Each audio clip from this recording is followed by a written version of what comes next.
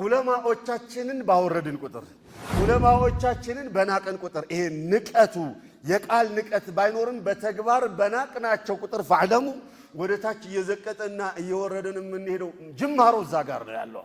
ጅማሮ እዛ ጋር ነው ያለው። ዑለማዎቻችንን ባከበርን ቁጥር የዑለማዎቻችንን ደረጃ ባወቅና ባላቅናቸው ቁጥር ከፍታችን የሚረጋገጠው እዛ ጋር ነው። ለምን ያልክ እንደሆነ هذه الامه እቺ ኡመት ያ ጀማዓ لا يرسل إليها نبي ولا رسول ከነብዩ በኋላ መልእክተኛ አይመጣላትም።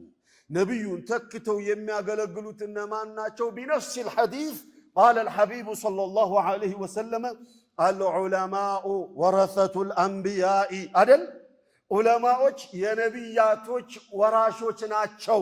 የነብያቶች ውርስ ናቸው። ራሳቸው ወራሾች ብቻ ሳይሆን ውርስም ናቸው ራሳቸው። ኢዘን ኡማው ከነብዮቹ የወረሰው ዑለማዎችን በአላቸው ዕውቀት ልክ ከነብይ የተወረሱ ናቸው።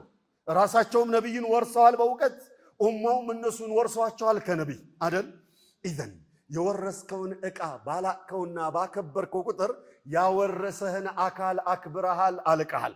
ዑለማዎችን ባከበርን ቁጥር ነብዩን አልቀናል። ዑለማዎችን በንቀት አይንና በትንሽ አይን ባየናቸው ቁጥር ነብዩን ሰለላሁ ዐለይሂ ወሰለም አንቀናል፣ አውርደናል። በተዘዋዋሪ ደግሞ የአላህንም ሱብሓነሁ ወተዓላ ሐቅ አጉድለናል።